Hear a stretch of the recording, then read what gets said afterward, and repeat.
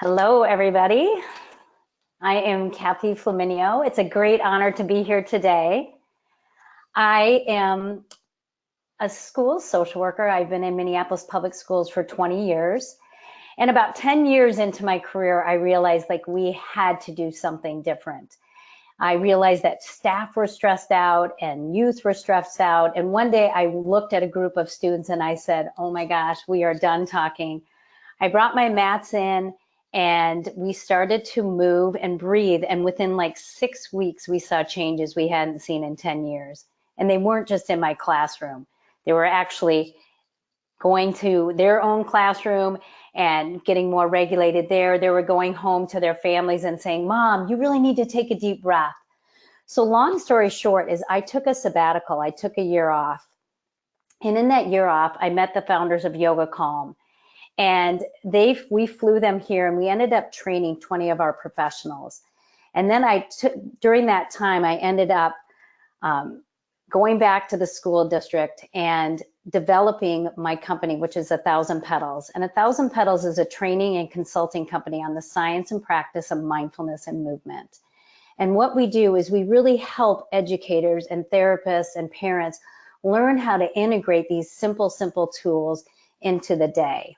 So today's lecture or webinar really is going to talk about how we ourselves as practitioners can use our nervous system to co-regulate with the youth. So this is going to be a participatory webinar, which means you will see me and we'll start to practice some things for ourselves because we know that our nervous system is the curriculum.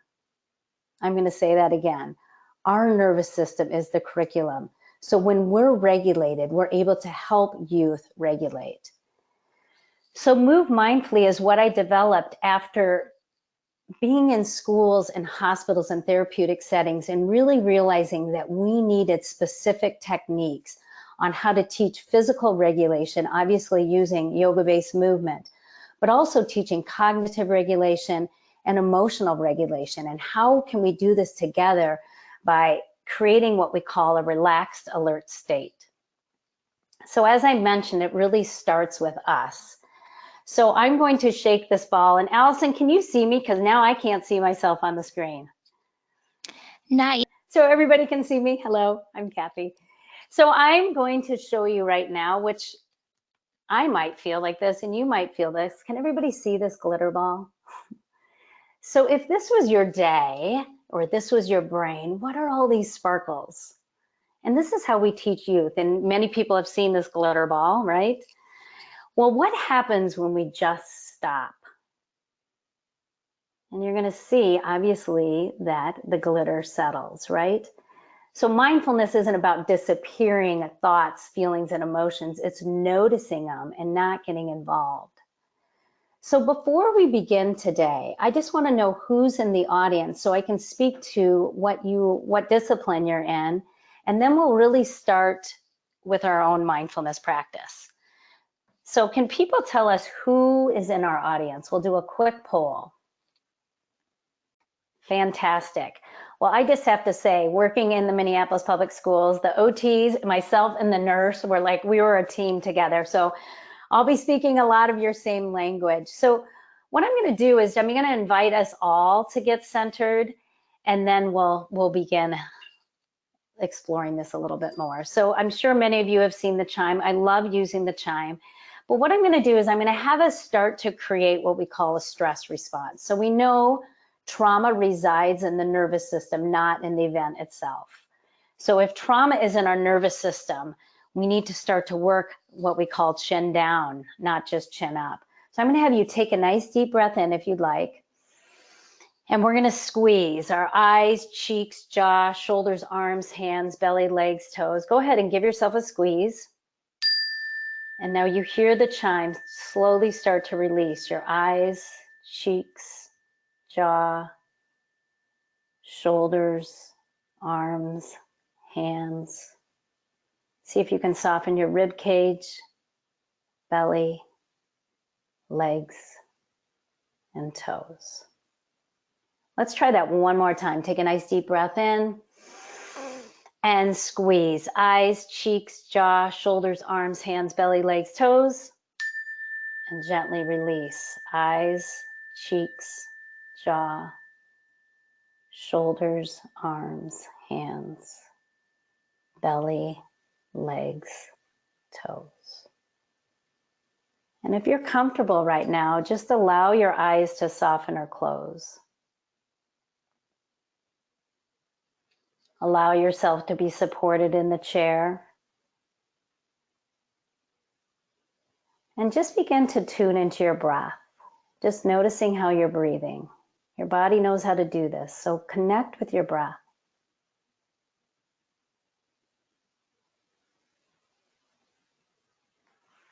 And then scan head to toe, where you feel any tension right now in your body.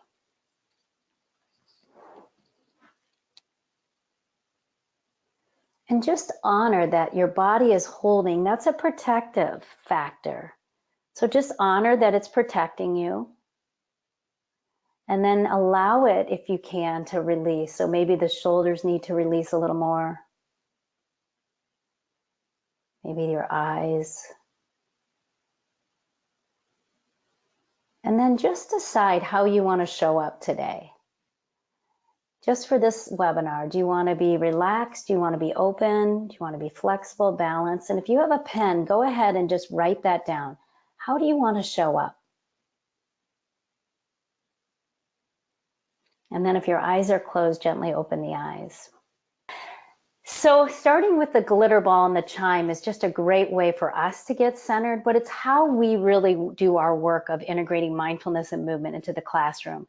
So right now I'm going to be working from this card deck that you see, and each of these slides are from the card deck. So we see I let the glitter settle, and it's just a great way to talk to students or youth about how our brain is and how to introduce mindfulness.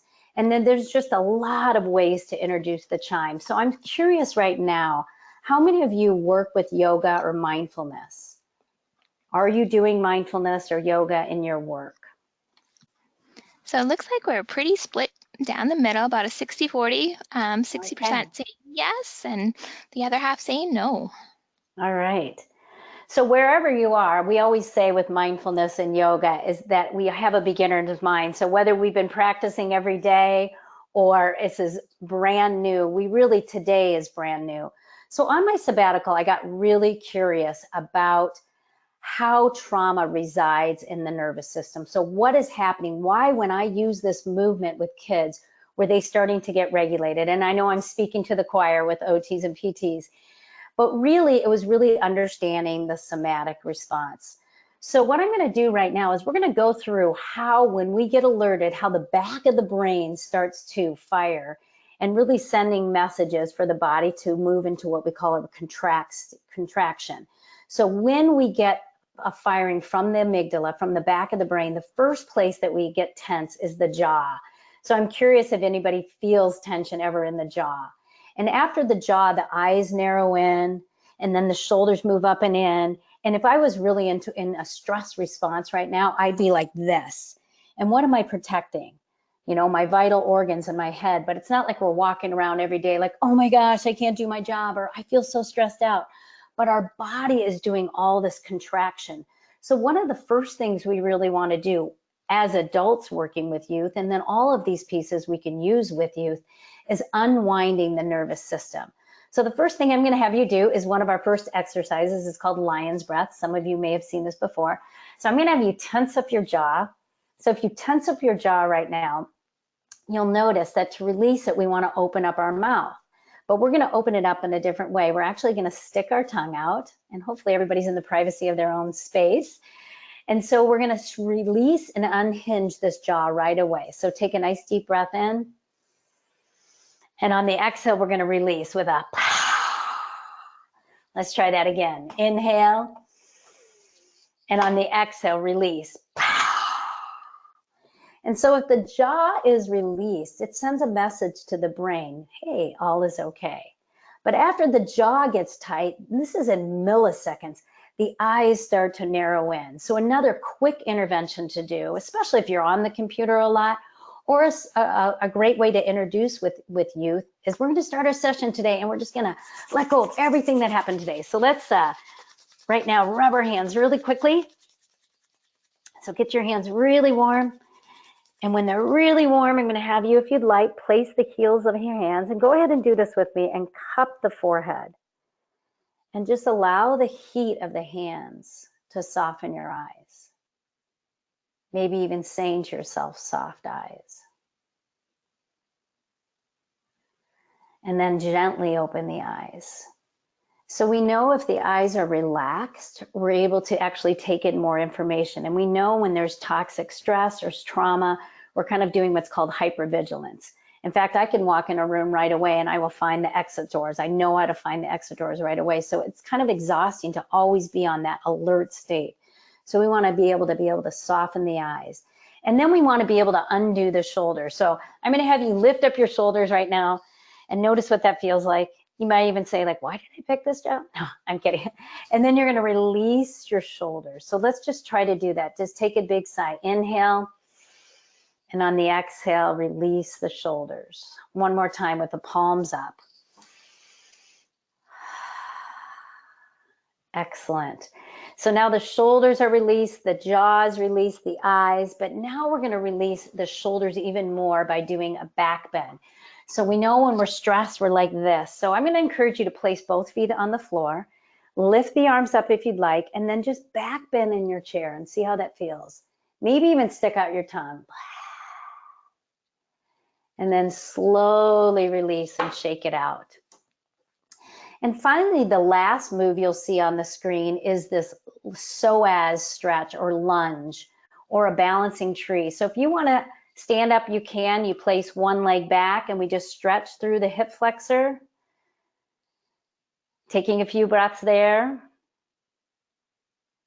And then shake that out.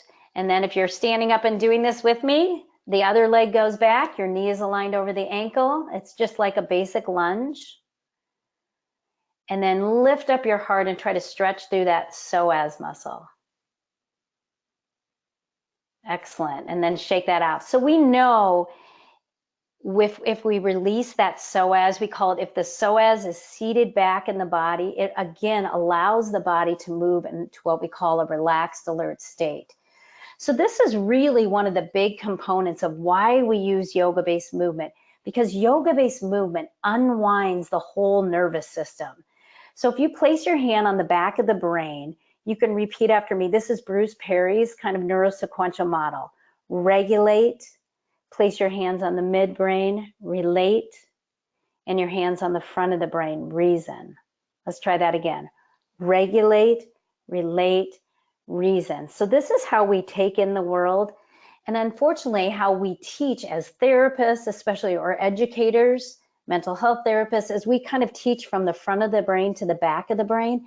And that's where we start to suffer, because if kids are in what we call an alerted state, we know we have to really speak to the lower part of the brain. So basically in our program, Move Mindfully, we teach three simple components, three practical components. We teach breathing, we teach movement, and so when we teach those breathing, movement, rest, we kind of create what we call like sunrise to sunset. It's the self-regulation cycle. We want to start kind of moving kids in and getting them centered, then integrating some movement. Especially as an OT, we could put a few of these mindfulness techniques in before we start our work that we're doing with the youth, and then we're going to end maybe with a mindfulness. That's how we often work with educators and other people that are working in different settings, integrating the mindfulness and movement right into your work. So next we're going to do some breathing, and many of you have seen the breathing ball. This is one of the techniques used in the Yoga Calm curriculum. And I'm going to invite you now to just take a few breaths with me and just allow yourself to move even deeper into the present moment. So we're going to take a nice deep breath in and out. This is what a healthy breath looks like. There's an inhale, the belly expands, rib cage, top of the lungs. Pause and exhale. Breathing in. and out. And if you're tired right now, because I know it's the evening for all of us, focus on your inhale and just allow your exhale to go. So we're just going to take a nice breath in through our nose and exhale out. But if you've had a very stressful day, you're just going to let the inhale go in and you're going to double your exhale. Let's try one more of those.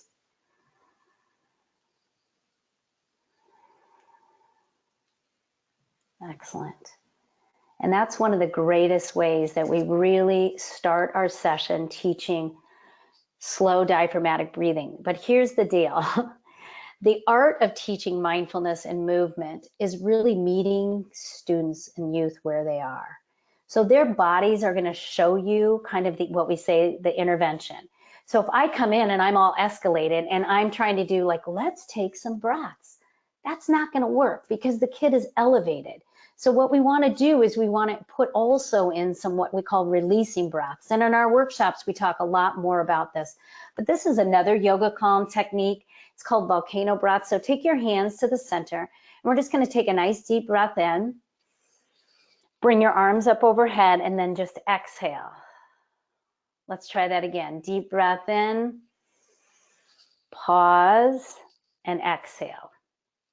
The reason I love volcano breath is it starts to move the body. It's like a 3-for-1. You're teaching breath work. You're teaching like the pause. If we didn't have a pause, we'd be hyperventilating. But you're also opening up the front of the body. You're counteracting that stress response. But volcano breath can be done slow, but it also can be done explosive. So, and this might be a fun way. Let's say a kid comes in agitated. Maybe we're going to start. We always want to start with a mindfulness activity. Let's start with explosive volcano. So place your hands, and those of us, like this is back to your own experience. Anything that happened today, let's just kind of blow it out. So are you ready? Or take a nice deep breath in. Let's do it again. But the good thing about volcanoes is the lava does cool. So if we're doing releasing breath or releasing moves, we want to always follow it with calm. So I want you to come back to your intention. So my intention this evening is just to be centered and at ease. And so just take a moment to breathe out that intention. So we'll take a nice deep breath in. And maybe even saying that word to yourself. That always helps me feel a little bit better. So the breathing tools we use, and many of you that are using breathing might be using that Hoberman sphere. Pinwheels are great. I love using pinwheels where you are doing that pursed lip breathing and your eyes are focused, so it helps with tracking, but it's also fun and it really works on the exhale. Bubbles or cotton balls, blowing cotton balls with straws are fun. Stuffed animals, we found these great weighted stuffed animals so kids can put them on their belly and watch the belly move up and down. And even older kids, we work in the juvenile service center and I always crack up. Like these large, like 18-year-olds are like, where are the Beanie Babies or where are the stuffed animals? So I believe kids are never too old to have some of these things that really help, that are soothing. But there are also some great apps. Breathe to Relax is a great app. Some mindfulness apps that we also use with teens. But the breathing piece is so critical because I know and believe that how we breathe is how we live. And so our bodies obviously are always breathing, but if we start to learn different types of breath work, we really can start to intervene on that nervous system. So a big part of what we do obviously is understanding the brain-based movement. So if you place your hand right at the back of your neck, you'll feel those cervical vertebrae, and then on your lumbar spine, your lower back. Those two parts of your spine are connected to the parasympathetic nervous system. So when we begin to fold the spine, so we know about inversions, we start to create what's called a relaxed alert state. So what we're really trying to do is organize the downstairs brain. And this is Daniel Siegel's work, Daniel and Tina Payne Bryson. Some of you have read probably The Whole Brain Child. It's an excellent book. And he really talks about the handy model of the brain, which many of us know about, but I'm just going to talk about it really quick. So we've got the brain stem here, and if you want to put your thumb on the inside and then cup your hands. So right here, we're looking at the upstairs part of the brain, the prefrontal cortex, which is in charge of planning, executive functioning, reasoning. It's really what makes us human. And we want to be able to get to that upstairs part of our brain. And then if we open up, we go inside the brain is the hippocampus, which is in charge of memory. And then close to the hippocampus is the amygdala. And this is all part of the lower part of the brain, as we know. And the amygdala is in charge of keeping us safe at all costs. Its motto is act now, think later. And as we know, your amygdala gets its information from the 7 senses. So, you know, you see, hear, touch. If your hand touches a hot stove, your amygdala fires and pulls away. And then we've got our proprioceptive system, our input into our joints, and then our vestibular system, that inner ear balance. And all of those are really helpful to know about when we start to integrate the yoga-based movement. Because what we're trying to do is really organize the lower part of the brain and calm the amygdala. So one of my, if all is good and life is good, your amygdala says all is good, passes information to your PFC, downloads to the hippocampus, and we feel regulated. We're able to think and solve problems and organize and coordinate our body. But what happens is when we get stressed, we pop our top, we blow our lid, and who's in charge is act now, think later. And this was a huge aha moment for me in my career as a social worker, is that I was doing upstairs interventions for downstairs behavior.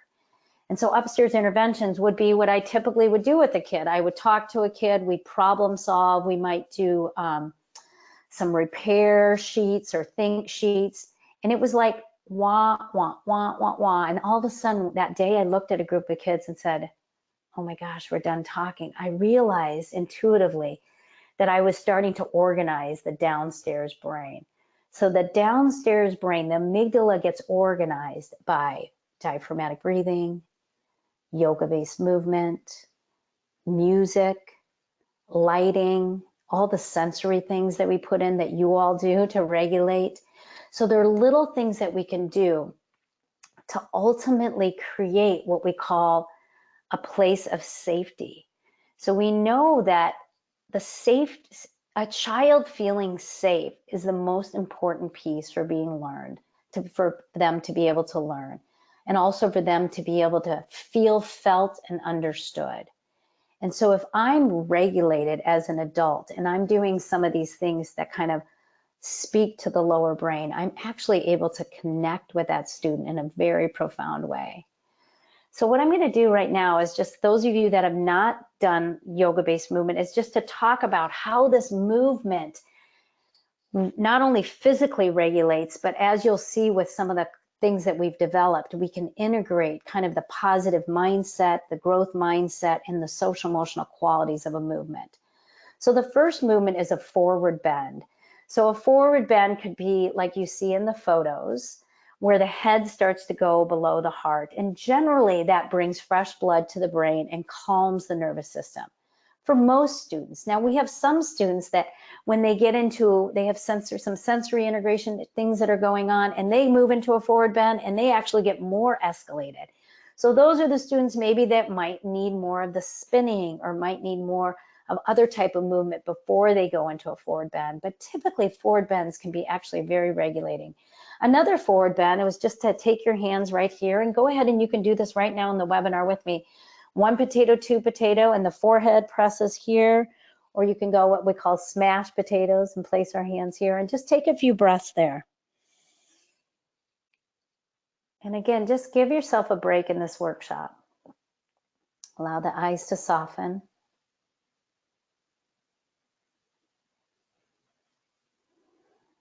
And maybe even come back to your intention. How do you want to show up this evening?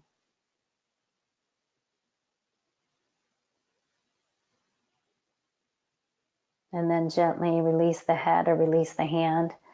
And that's, you can also do child's pose. We have, if people know child's pose, where you're kind of curled up, or downward dog. There's many different positions to do a forward fold. Back bends are going to wake us up. So they energize the body. So let's take our arms up and do another back bend. You might even say, I'm awake. And then slowly release down. And then we have the side stretches. So you can see the standing side stretch here, but we can do this right in the chair. And the side stretches open up the side body, open up the intercostal muscles, which also would be very helpful to do before breathing. So let's just see how this feels for ourselves. So you can reach your arms up high, and we'll just stretch to one side. Again, taking a few breaths for yourself. And then we can go to the other side. If it's too much to grab, the one arm can come down and you can look up to the ceiling, and go ahead and just take a few breaths here.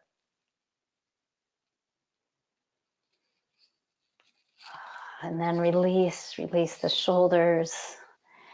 And then the twist. So you can see a seated twist, and twists are awesome. They're calming, and also they can be calming and energizing. But a big piece of it is they're also detoxifying. So if you have a hose right now, if I had water and I kinked the hose, water would be restricted. So we know our digestion moves from right to left, so ascending to descending, and then we've got the transcending colon. And we know that our gut and our brain are deeply connected. And we also know if we get stressed, the first thing that kind of turns off is our digestive system. So kids are coming in with stomach aches, not able to go to the bathroom. So what we really want to do is we want to start to use twists not only to energize, but also to kind of detoxify. So when I move out of a twist, kind of fresh oxygenated blood, it moves through. So yoga-based movement works on that circulation, respiration, lymphatic system, muscular and bone system. So right now, sit up nice and tall, and we'll do a little twist in the chair. So take a nice deep breath in, and on the exhale, go ahead and twist your body. And then slowly come center, pause, and then we'll go to the other side. Inhaling through the nose and exhaling through the nose if that's available. And then slowly come center. So that's some of the basic movement that we're using. So we're basically moving the body in 6 directions to create what we call that relaxed alert state, where my body is relaxed, but my brain is alert. And so we want to integrate these movements. And what we have done is, if you can do single movements, like if you want to stand up right now, you could do this second movement. Actually, let's all stand up. I'll talk you through this. So go ahead and stand up and place your feet on the floor. And you'll see that we have these intentions, positive affirmations, affirming language, like I'm awake. You don't have to say that out loud. I'm just going to encourage you right now to stand up or stay seated and just lift your arms up and infuse that language, I'm awake. Take a few breaths here.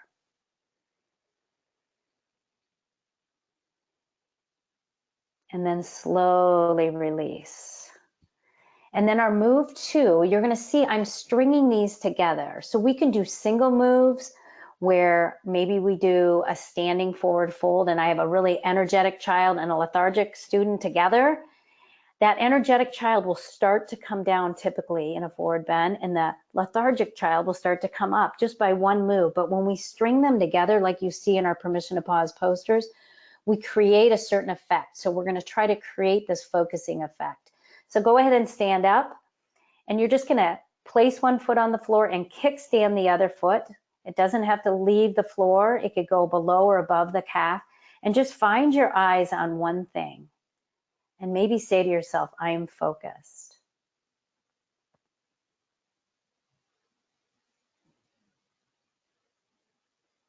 Excellent. Shake it out, and let's do the other side. So pressing through the opposite foot, kickstand your other foot. Find your eyes on something that's not moving, soft eyes, and maybe say to yourself again, I am focused.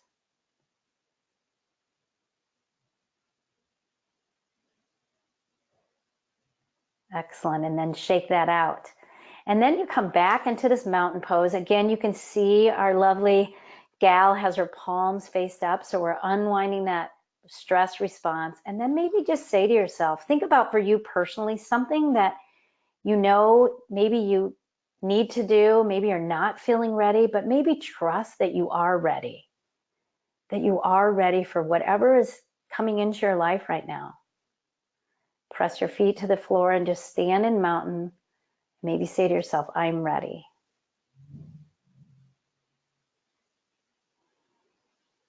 Excellent. So you can see that we're creating these effects.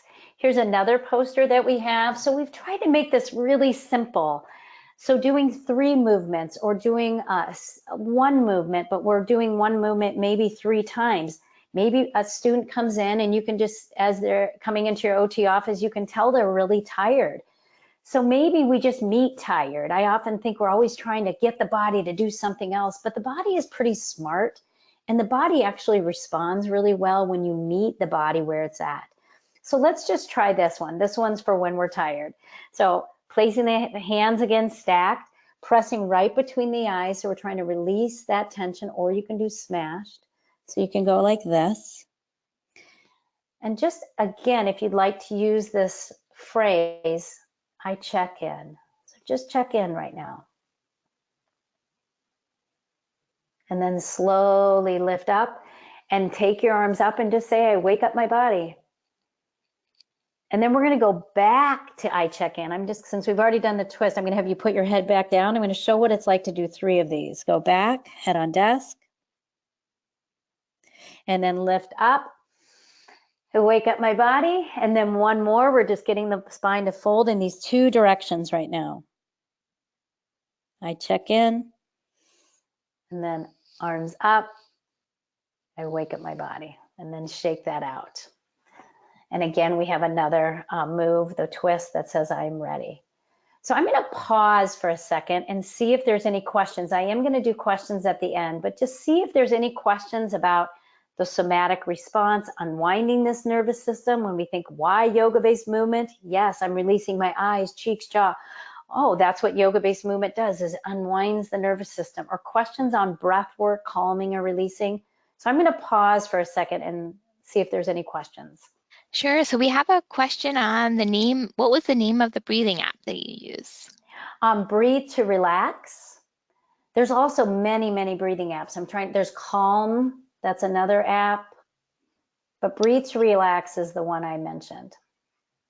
Okay, another question that came in is, can you explain more on how this is trauma informed? Yes, great question. So when we think of trauma, there's a few things about trauma. So one thing is trauma resides in the nervous system, not in the event. So we need to be working with the body. Number 2, trauma responses. I have one-liners I don't know where I get them. I should remember them so I can put them to the person. But trauma responses are protective, not defective. So if we start to watch the body, if trauma is in the nervous system, when we start to watch the body and we start to work with the body as it is. So I'll give you an example of trauma responses are protective, not defective. I worked with this one student who was very, very explosive, came from a tremendous amount of trauma, toxic stress and trauma. And literally he would come to school and I'd have to get him in the cafeteria, meet him down there, bring his lunch to breakfast to my office. And we would have to run because he was a runner. And if he didn't run early in the morning, he was going to be running all the way through throughout the day. And so I asked him one day, I said, do you know what you do when you're upset? And he's like, no. And I said, I know. Remember we talked about your brain? I love talking to kids about their brain because if we talk about the brain, they move out of shame. I have a great video on my website that shows a kid talking about when he learned about his brain that, oh, that's what I do. I pop my lid. So I said, Johnny, when you get upset, you remember you pop your lid and what you do is you run out of the classroom and you hide and we don't know where you are. So here's the deal. The running is not the problem. The problem is I don't know where you are when you run. And you're not the only runner. So I'm going to have him understand that he's not the only one. When he feels stress inside, he wants to just get out. So we are going to find a place in your classroom. We're going to build a hiding place that you can run so your teacher and I know where you are. But we can do dead bug running in the morning meeting where we are on our backs and everybody's running. We also could have what we did in the morning is we have you run. And then I think, why do kids fall on the floor or why are they hiding? Well, if you fall on the floor, like that's a trauma response, like to just collapse. Well, the floor is grounding. So that's actually brilliant. So when we think, how is this trauma responsive? One way it's trauma responsive is we're trying to get the adults to be more regulated. So if I'm noticing that my shoulder's up like this, that kid is looking at me like, you're not safe. Like, I don't know if you're safe. So if I, as an adult, whether I'm an OT, PT, parent, or teacher, if I can start be responsible of keeping my body, what we call feet on the ground, I'm here to keep you safe, but my upper body's open, and you feel that sense of safety and love that I'm here for you, that's like one of the most trauma responsive ways of being, is that my nervous system is regulated, and then I'm giving you a lot of information about your brain and how our brain works, and a lot of information on tools. I'll give one more example. I had a kid come into my office one time, and we've been doing a lot of mindfulness. And mindfulness, we've heard that word all over the place. It really means paying attention on purpose in the present moment, non-judgmentally, like with kindness and compassion. So it's noticing as things are arising and then being in choice. So if trauma is a severe lack of choice, I want to find places that I can get my body regulated so I can be in choice. So this kid came in running into my office. He's like, anger's coming in, it's red. Doing all this explosive breathing. And then coming into a forward bend. And then slowly coming up. And the fact that this kid said anger's coming in, like that shows that he knows he's not all anger. And then he has a tool. So this is what we're trying to do.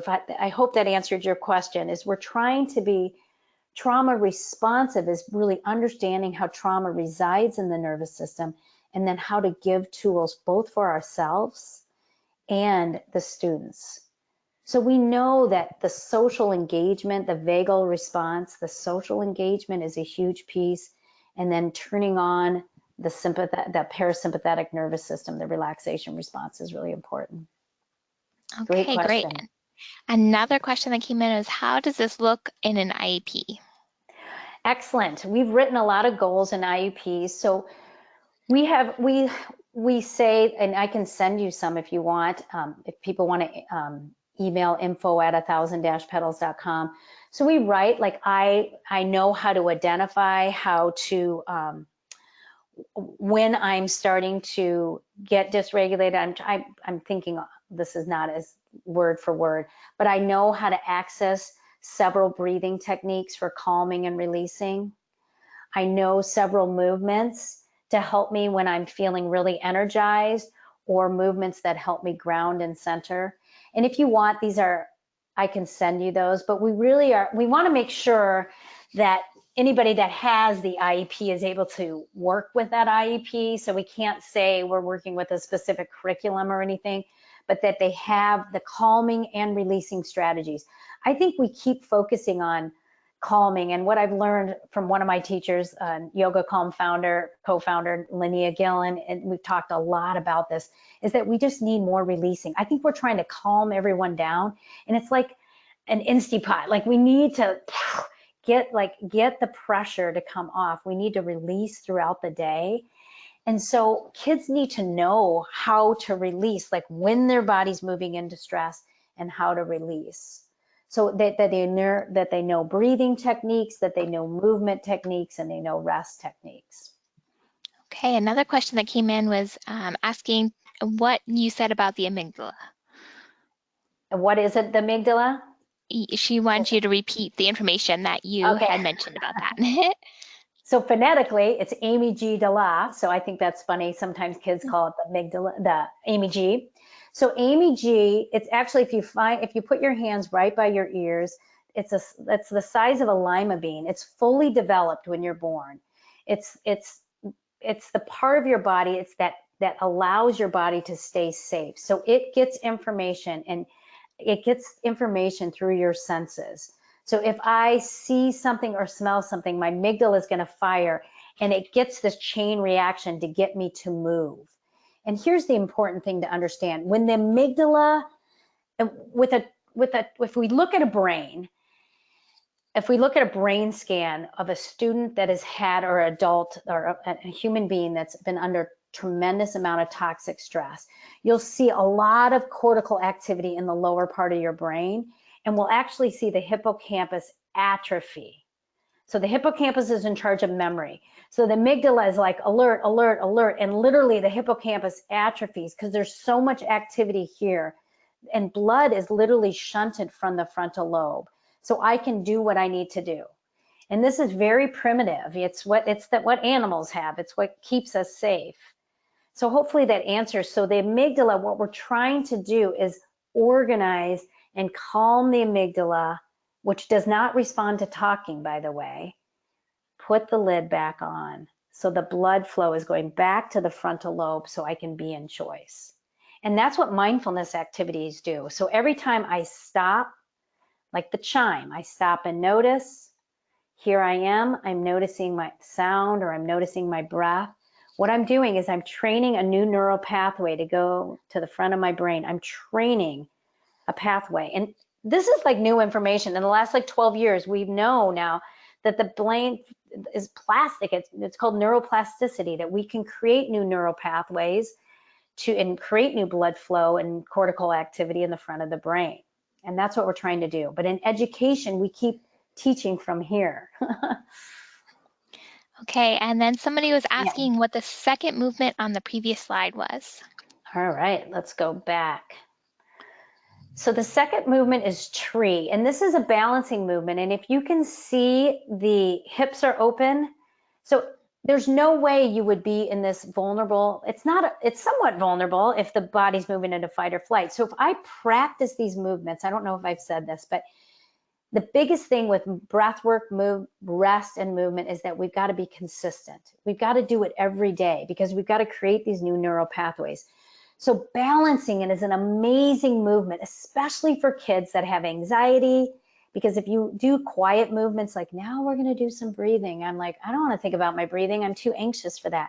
But if I do a balance pose, I have to concentrate. Otherwise, I'm going to fall and my body's going to wiggle. So this move hugs to the midline, so we get what's called that proprioceptive input into my joints. So if trauma is a disease of not being in the body or in the moment, I want to get back into my body. But it also opens up the hips, and so that lets the brain kind of know all is good. Okay, another question is, have you been able to use this program successfully with ASD kids and kids who have physical limitations, motor planning weakness, poor coordination? I've used yoga with these kids, but have been very limited with the poses that I'm able to get them to do, even with modifications. Yes, and Allison Morgan is another great instructor on the East Coast, Sensational Kids. She has a lot of great resources too. So we have another card deck coming out, which is a chair card deck, which is all chair movements and also for kids that are using actual wheelchairs. So we have a card deck that's coming out soon. We also really try to, there's many more things than the movements, but yes, we're in all different settings. We're in pre-K all the way up and regular and special ed programs. So I would have to know a little bit more, and we could go offline to do that. But yes, a lot of the stuff with the low tone, we've been doing stuff on the floor, kind of working on like cobra poses or like balancing poses where we're on the floor, or if we're using a wheelchair, there's just a lot of movements in our card deck that show kind of hand over hand that allow the body to kind of move and move. So yes, and we've been very successful. In fact, this is why I developed a lot of these card decks, is that here's that kind of belly down movement. A lot of these mindfulness programs and our program is there's less talk. It's more about visuals. We take photos of the kids. I remember taking a photo of a kid that was relaxed, and he was in a little rest pose. And I said, this is what you look like. He's like, that's what I look like when I'm relaxed? I'm like, yes. So them seeing. So, in our workshops, we do on-site workshops and we do also webinars like this, but we really try to integrate not just the movement, but like, what is the art of sequencing for mental health? So how do we sequence for test taking, or how do we sequence for anxiety or big emotions? So in our card deck, at the back of our card deck, we have all the movements, and they're all organized with icons, but they also help you kind of organize. Because I'm a yoga teacher, I was a yoga teacher and a social worker, and that big moment was when I realized those two careers that I've been doing all my life literally really fit together well and create what we call these trauma responsive practices.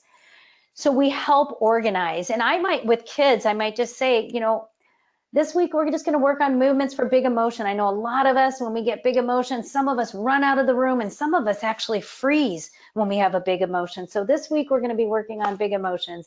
So-and-so, can you grab the cards? Who wants to lead those? So that we want kids participating and also teachers really finding times during the day. And I know one of the biggest things we know in schools especially is there's not a lot of time in the day. Everybody's like, there's no time.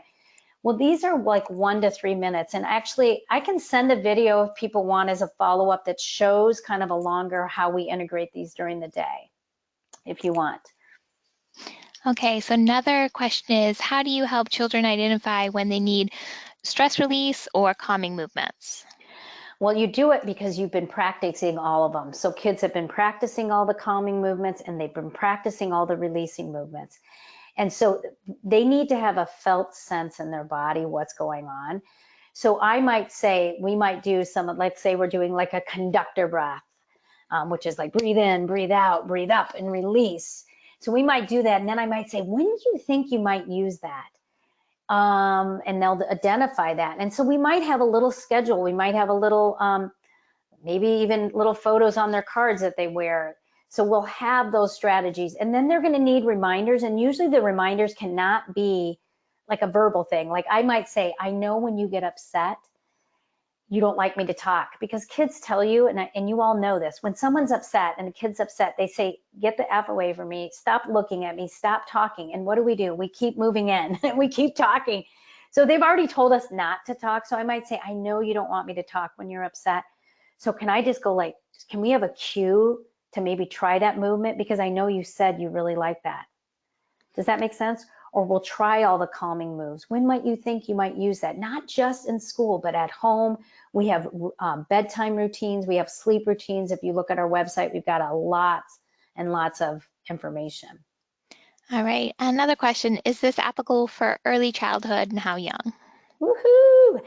Yes, yes, and yes. We just developed, actually, I'll send that too. We have an early childhood card deck. We have one of our instructors who couldn't be on the webinar tonight, started teaching kids when they were one. So this early childhood card deck are all the kids that do these yoga moves. So we have a early childhood card deck, and we also have an early childhood permission to pause posters. So we start very, very young. And we also have early childhood sleep routines. We have this in, okay. So a lot of schools, a lot of people finally are integrating the social emotional learning. It's funny to me that we keep thinking, like we keep educating kids, like, let's do more reading strategies. And I'm speaking to the choir here. Let's do more. They're not doing well in math. Let's do more math. It's like, no, we need the regulation, because it doesn't matter how smart kids are if they're not regulated before the math test and they don't know if they can do it. They don't have the self-talk like, I know I can do this. I practice this. I know how to do my breathing. I know how to do some energy movement, because I know when the body moves, the neurons in the brain fire faster, that we're not going to see the test scores. We're not going to see the test scores we need, all the academic things. So the social emotional learning and the physical learning are so important. So we've tied our curriculum really explicitly to the SEL competencies of self-awareness, self-management, responsible decision-making, and relationship skills. So the movements are tied to that. So centering breath, if you want to do this right now, is placing your hand on your heart and your hand on your belly. And we're just going to let's just do a few breaths, since I know I've been talking a lot. And let's just breathe 3 times together. Breathing in, feel the belly expand all the way up to the heart, and from the heart all the way down. Take a few more breaths here.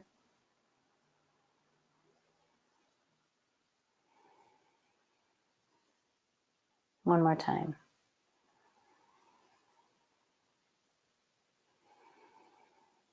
So slowing down the breathing just really creates that self-awareness. Everything we do is about being aware and then being in choice. And then conductor breath, you can see on the screen, it's breathing in, arms up, arms out, arms up, and then we release with a big breath. And that really helps with intensity. I have a book coming out in the next month. It's with another clinician. It's called Moving Mountains, and it really is a toolkit for working with what we call very, very kids. I was one of those, a very, very intense in all different ways, intensely anxious or intensely focused or intense, just intensity. And so we have a great book coming out that's going to be really, again, practical interventions for both ourselves. So there's a self-assessment for the adults and students, and then really kind of noticing where we're doing interventions. Because that's one of the things is we are really not doing interventions where the kids are. So if the kids are in the back of the brain, like I say, we start to work from the back of the brain to the front of the brain. So some of our movement tools you'll see on our website. We've got card decks and the permission to pause posters. We've got Just Be booklets helping, we call them the B stations instead of or relaxation stations, but we really started calling them B stations because we don't want kids just to go sit in a corner and just to calm down. We want kids to be able to go in a corner and see visuals for releasing, see visuals for if they're tired or if they need to focus. So we also have guided audios. So if people go to our Teacher Pay Teacher website, they go to Move Mindfully, you'll see all our guided audios that we have. And I also have a free on our website. If you go to our website, which is 1000-pedals.com, and you subscribe every Monday, you'll get a pause. And it's just it's a mindfulness practice for you, but also people have been using it with their students. Actually, someone said the other day, I used it with my second graders. I was like, wow, I think it's a little cognitively a little higher, but they're like, they love it. So, so we have that available also. So I'm going to move into our last piece, which is really rest. And this is critical because we know that like sleep deprivation, if you look at studies on anxiety and depression, like if you look at 2 years prior to like full blown depression, you'll see a sleep deficiency.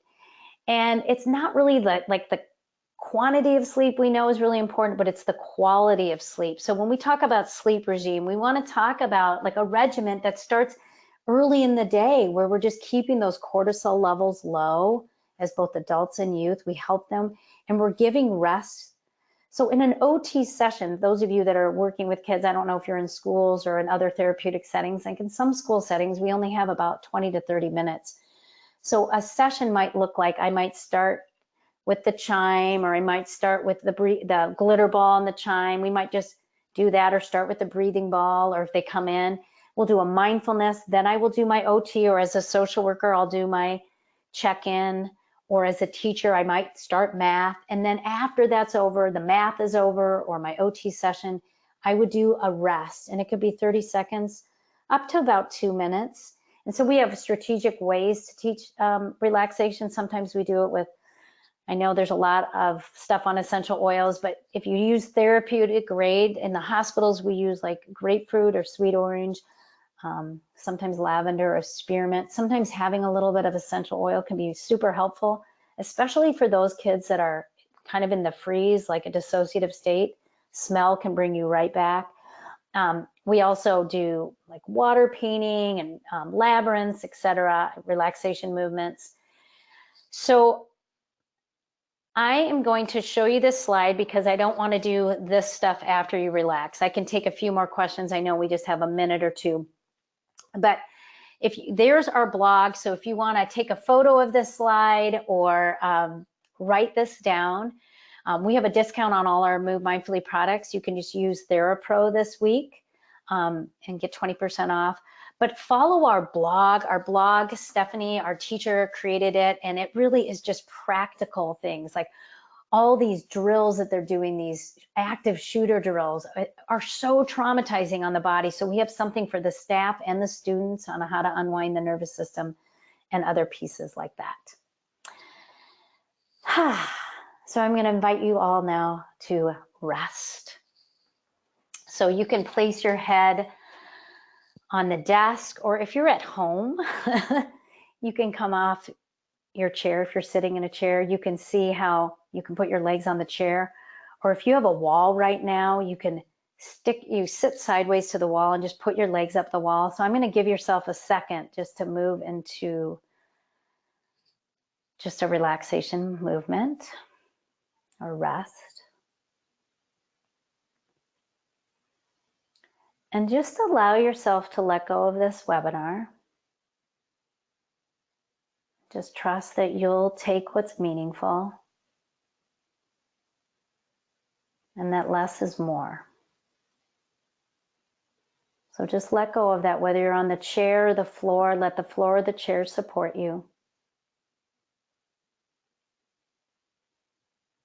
Allow, if you'd like, your eyes to soften and your cheeks and jaw to release. Bringing attention to your shoulders, allow your shoulders and your arms and your hands to rest.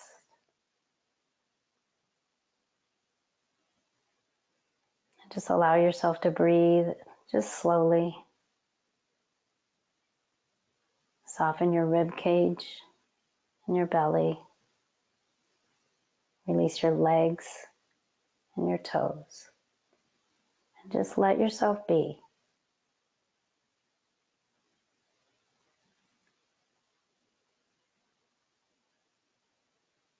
And this is a quick one, so invite a deeper breath in. If you're at home, you can just stay where you are and a deep breath out, wiggling fingers and toes. Maybe release the neck. And then when you hear the chime, if you're on the floor, you want to make sure you roll sideways first, so we don't want to just sit up. You hear the chime, you can slowly open your eyes if your eyes are closed.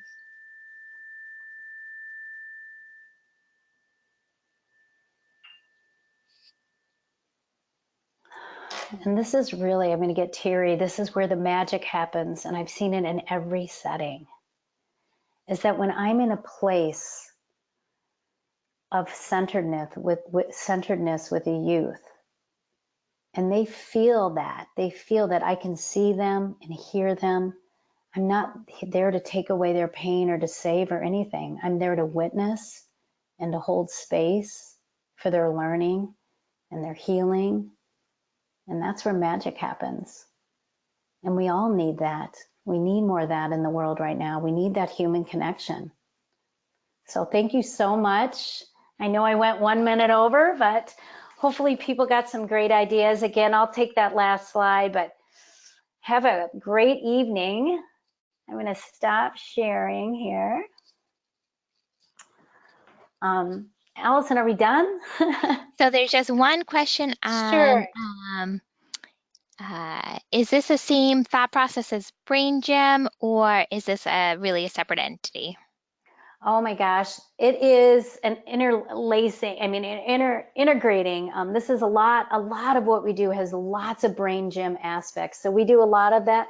Midline crossing, that's the hookup, this is that. So I would say move mindfully in the yoga-based movement that we do, and there's a lot of overlap in a lot of these programs. Yep.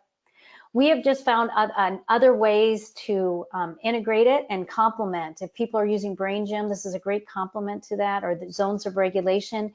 We've put all our, I present with Leah from Zones. We do zones and move mindfully and how to integrate these into the zones. So a lot of these things overlap. And I think that's so critical because we don't want another new whole program everybody's doing. We want to integrate what people are doing and layer on. And just real quickly, could you say the name of the website one more time? So it's 1000-petals.com. 1,000-